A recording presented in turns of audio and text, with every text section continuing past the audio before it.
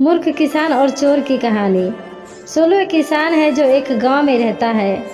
सोलू कभी स्कूल नहीं गया, लेकिन वह बहुत होशियार है।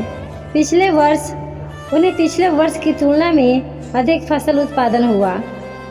फसल को बाजार में बेचकर उसने खूब पैसा कमाया। एक रात एक चोर उसके गांव में धन चोरी करने आया। वह सोलू के घर गया।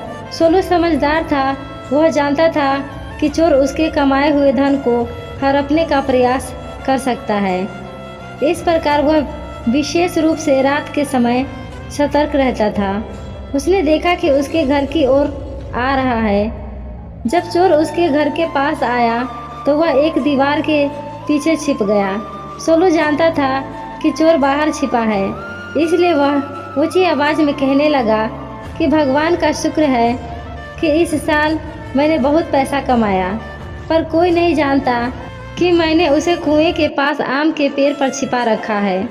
जब चोर ने यह सुना तो उसने सोचा कि सोलू ने उसका काम आसान कर दिया है और अब वह सारे पैसे पेड़ से काटकर सोलू के घर से निकल जाएगा। सोलू ने यह सब देखा और राहत की सांस ली कि अब उसकी संपत्ति सुरक्षित है।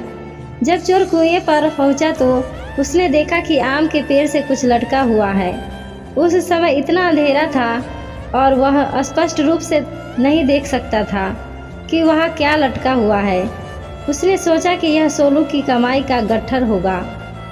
वह जल्दी से पेड़ पर चढ़ गया और पैसों की गठरी पकड़ ली, लेकिन उसने पाया कि यह पैसे का बंडल नहीं था, बल्कि वह मधुमक्खी का छत्ता पकड़े हुए था।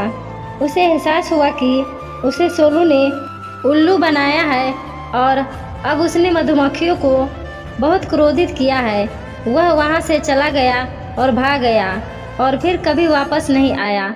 सोलू अब एक अमीर किसान है। दोस्तों, यह कहानी कैसी लगी हमें कमेंट करके ज़रूर बताएं। धन्यवाद।